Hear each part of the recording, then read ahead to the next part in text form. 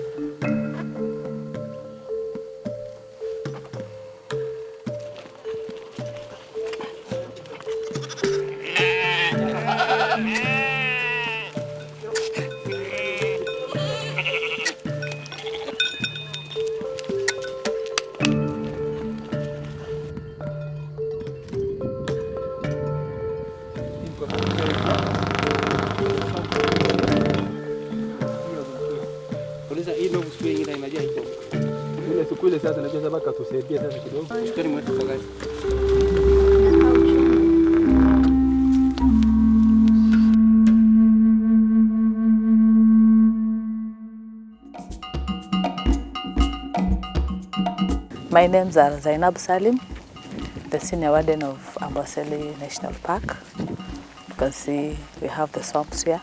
It's very green, and this is mainly the central point where during the dry seasons most of the animals will always come and feed and also drink. Amboseli is only 392 square kilometers. But we have the group ranches. These group ranches are the ones which habit the 1,600 elephants. The park is just but a very small percentage within the old Gulului and Kimena group ranch. The Amboseli elephants once enjoyed a vast territory, but now this is a protected retreat in their increasingly fragmented kingdom. My name's Richard Bonham, I'm a Kenyan. I came to this area about 30 years ago to set up a small tourism operation. And then in that process I came to see the challenges that the ecosystem had in terms of conservation, and my life has sort of changed more away from the tourism perspective and getting involved in conservation. Okay, this is the elephant mortality in this ecosystem, Amboseli ecosystem, going back. This takes to 2011. The red signifies elephant that have been killed by poachers, and the green signifies what's been killed in human-wildlife conflict. So that's mainly the elephants going to farms and the farmers getting fed up and then spearing them or poisoning them. That's telling us that the poaching here in this ecosystem is more or less under control. You know, one of the things that sort of made this change is the community game scout participation in the effort. Like, you know, you see here all this, you know, recovered, that's ivory recovered. Mm-hmm. People come into this ecosystem and try and kill elephant, the chances are they're going to get caught. What are their names? Didi, Bonnie and Clyde. Bonnie and Clyde.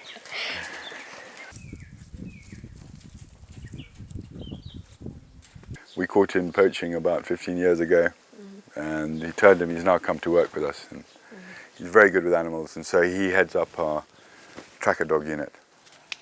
Come on, say hello. Hi. Come on. Kiua naenda kutafuta watu ya kibarua kuja kupepa kuleta karibu na barabara. Tulikuwa natumia hiyo kutoa hiyo nini pembe na nini, natoa hiyo nyama na sime, alafu niko na ile choka ya kutoa hiyo pembe. Kwa nini ukaona uache uwindaji haramu na uanze kuhifadhi wanyama? Nimeshikwa na vile nilikuwa na pesa, hakuna siku nimefungiwa, nilikuwa natoa pesa mimi natoka. Lakini nikakuja kuona maisha yangu iko hatarini sana, mpaka familia yangu ikaniambia leo acha. Acha, mimi nikakubali kuacha. Kwa sasa hivi nikisikia kama kuna ndovu imeuliwa, naona kama ni mama yangu ameuliwa, kwa sababu ile pesa napata kupitia ndovu ndio inalisha familia yangu.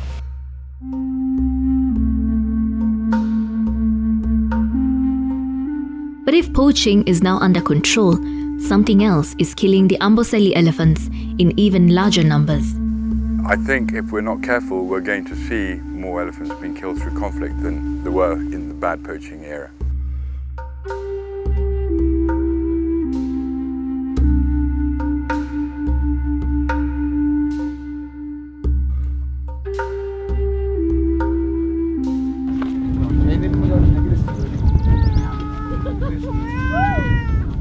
It's been a tormenting few days for Semel Ole Karirian's mother. The wounds of loss are still raw. Still, she finds warmth from the words of comfort from her visitors, who've now reduced to a trickle. Her husband, Karirian Ole Sinyampu, is the stronger of the two parents, but the strains of old age are wearing him down.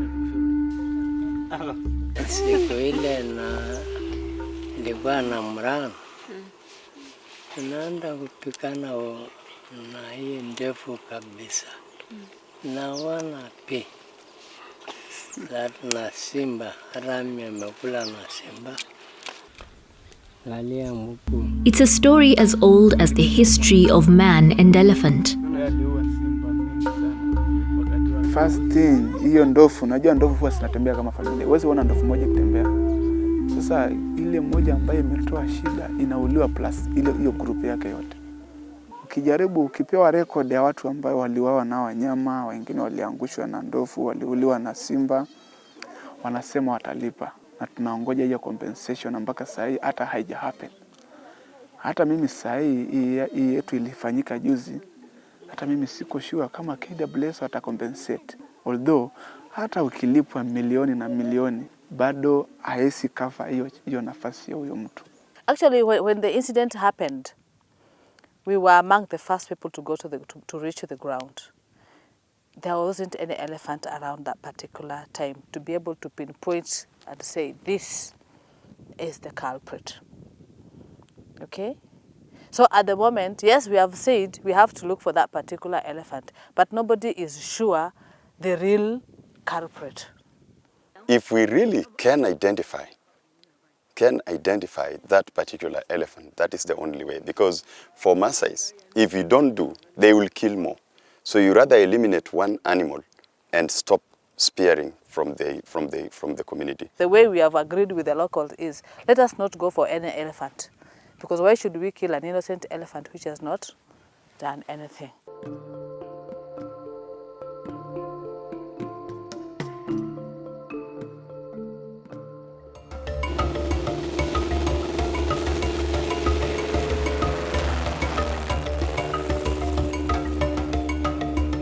It becomes very emotional. Like on that particular elephant, I was flying, trying to deter the warriors from going in, and I actually saw them throwing the spears in from the air. Yeah, you get a mixture of anger, sorrow. So it all started with a young herdsman who was just south of here, in the area there, and he got charged and unfortunately got killed. And tensions since that day have been really bad. And on Saturday the local community just ran out of patience and started going on elephant hunts. And we confirmed at least 5 have been speared.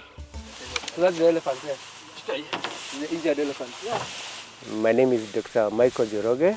I'm a wildlife vet surgeon based in Amboseli National Park. Usually in your box you have to have the etofin, which is used to immobilize the elephant. You have to have the antibiotics. You have to have anti-inflammatories. You have to have surgical equipments like blades. Not forgetting, you also have to have the dart gun and the darts that you use to dart the elephant.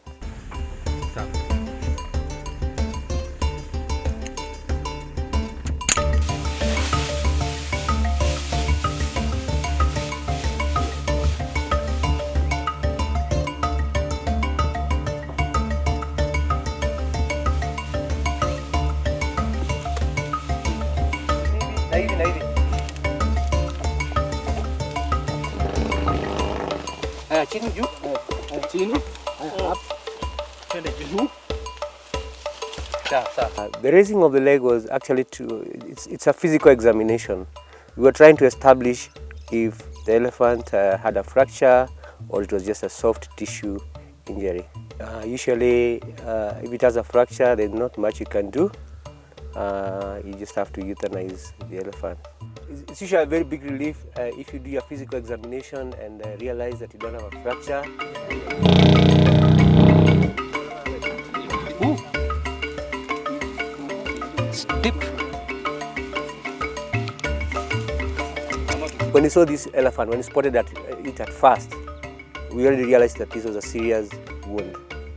And so even as we were treating, we were aware that now that it had an injury on the left limb, and now it has another one on the right limb, it might be difficult for it to get up. It really feels bad when you see an injured elephant or any other animal, and actually the animal did not even know why it was injured.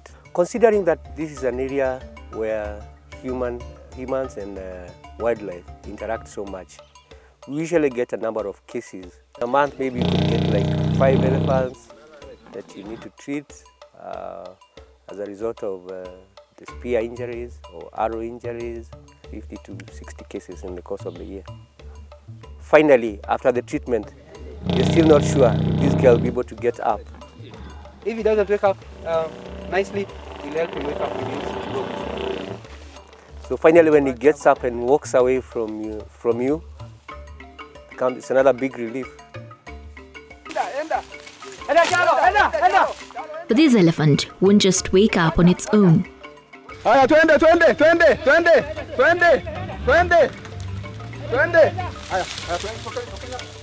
You could say it is relatively dangerous, considering that the elephant could also charge it's a scaring thing.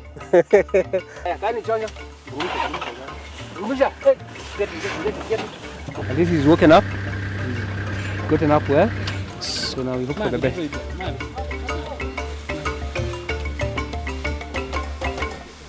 And what, from your perspective, what really is the problem? See, this is Amboseli National Park. The elephants live in an ecosystem. These elephants will move from Amboseli, they'll go down all the way to Namanga, get into Tanzania. So during all this movement, they are crisscrossing through settlements of people, where people have settled. And when they are crossing through these places, they could pass through farms and they could raid the crops. And maybe after raiding the crops, then the community will retaliate by maybe fighting them back. Yeah, it's getting worse every year. We watched this problem grow over the years, and it's reached almost what you might call a crisis point at where we are now. And that's why we've got to intervene. 30 years ago, when I first came to this area, Kimana was a swamp. The reeds were so tall that you couldn't even see an elephant's back standing in there. And today, there's not one reed left, it's just tomato farms. So the elephants have been displaced, and they're causing conflict as a result. So to put it in perspective for you, that's Kilimanjaro here, the Tanzania border, and the white is Amboseli National Park. That's where a lot of cultivation is taking place now. Mm-hmm. So as the elephants come down, they come and get into these farms. Changamoto ya hapa ni kuwinda usiku. Jana ni mifugo ya watu, usiku ni mali ya serikali. Ndovu wanakula kitunguu, nyanya si sana wanakula, lakini kukanyanga ile wanaharibu ndio mingi kuliko ile wanakula. Akisimama kwa mahindi hawezi akatoka, anakula hiyo yaka yote. Namjua ndovu anaitwa Tim, namfahamu ya kwamba akiingia kwa shamba mkiwa wawili ama watatu hamwezi mkamtoa. Silaha tuko nazo huko shambani ni majembe. Enyewe sisi tunaogopa akitoka leo anakuja na wengine 5. Sasa ikawa hiyo ndio norm.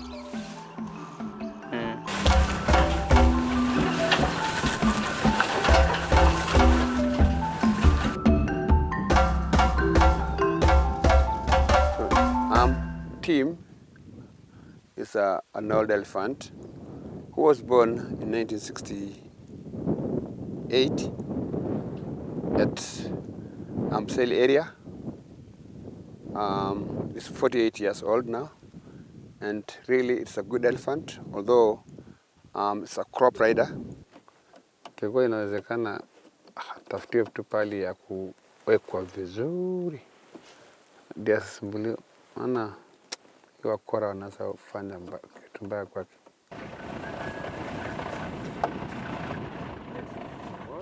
So I was here in Amboseli, and then it was about 5 o'clock in the evening. So he got a call. He had spotted Tim with a spear on the head. We looked for him almost the whole night, and we didn't get him.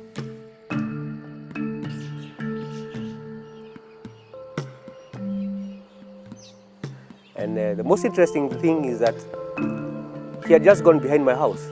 He was just standing behind my house there. So probably he had come for some help.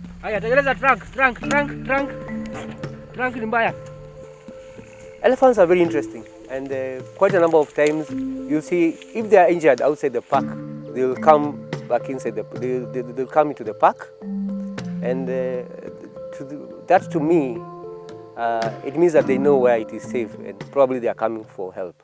I've even had instances where we have elephants with snares on their limbs, and once they see maybe KWS vehicles passing by, they'll just come near the road and maybe lift their limb, probably for you to see that they've got a snare on their leg.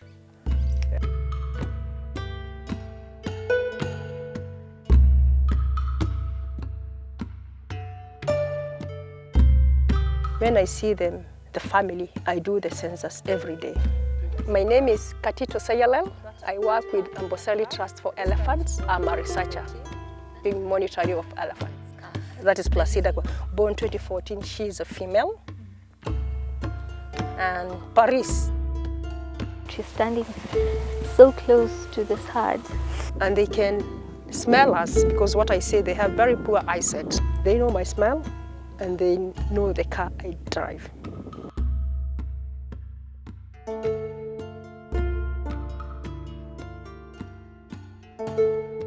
Look at, like we are like 15 meters away from them, and we are standing. Elephant, they're not dangerous. It depends how we approach them and how you give them stress and kind of scare them. At the time they can be dangerous, and you see how close they are. They're not that dangerous. You see like Sopalodge, and where you saw there's a big land of tomatoes there. That is a corridor for elephants, and that's why you see there's human conflicts, because where the elephant used to pass, it is blocked for elephants. The population of us human beings is really increasing, and also the elephant also are increasing. We don't have a space, so it's going to be, to be honest with you, going to be a very major thing in another 5 years to come.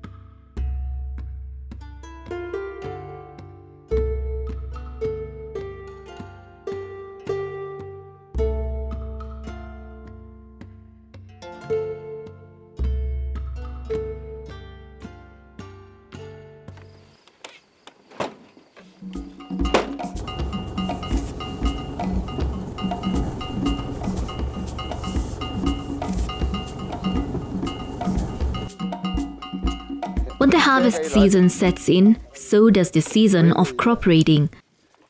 Ripe tomatoes. Community scouts such as Kasaini also keep watch at night. You know crop raiders? The crop raiders, there's a certain group.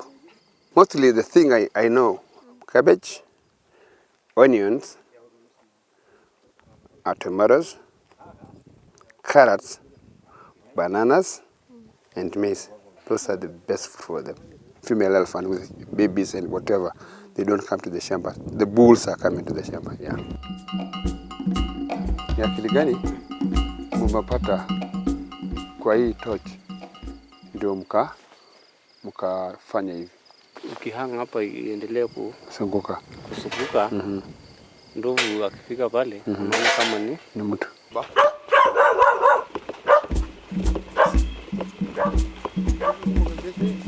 The farmers also watch their fields at night.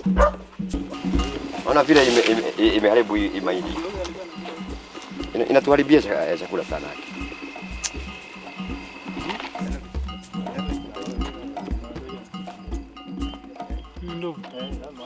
You know, most of the people, you know, like poachers, they do use live bullet. But because as we want to protect our animals, we don't want to harm them, we don't want to kill them, we use this. These are, we call them fireworks.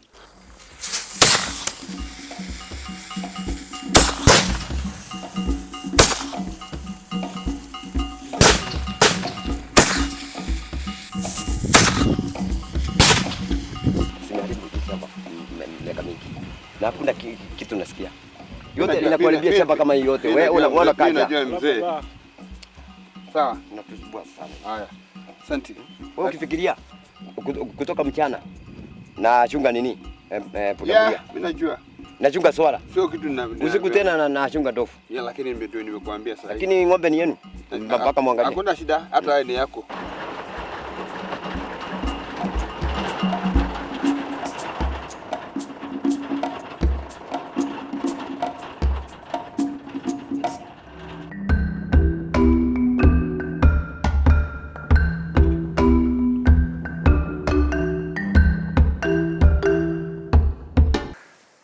I think in an ideal world, we're looking at about a total of 130 kilometers of electric fence in this area. The first one, which hopefully is going to start soon, will be down the side of Kilimanjaro, where the farming area has reached and shouldn't go any further because they're getting into non-productive land. So demarcating that to stop the elephants going up into those farms. And then coming down to the lower country, we have Kimana, Isnet. They're basically islands of farming, because they're growing out of what used to be a wetland. They should be then fenced in to stop the elephants going in. And how much roughly would that cost? Horrifyingly expensive. You're looking at about 1 million shillings a kilometre. What do you think should be done to reduce on the human-wildlife conflict? Zonation of land. You know, farming areas have got to be demarcated and kept to. Got to have wildlife management plans which, you know, bring in take into account dispersal areas, corridors, and then once that's done and on paper, then they can actually be demarcated. That's going to go a long way towards solving the problem.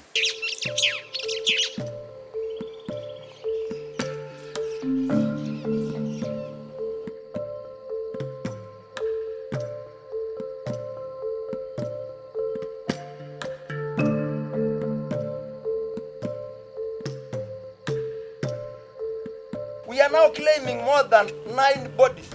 No one of 9 is paid. Kuja kutuambia ati askari wako porini kufuata ndovu, bwana hakuua siku hiyo. Na ni sheria ya Kenya imetupa hiyo jukumu tuitishe hiyo 5 milioni.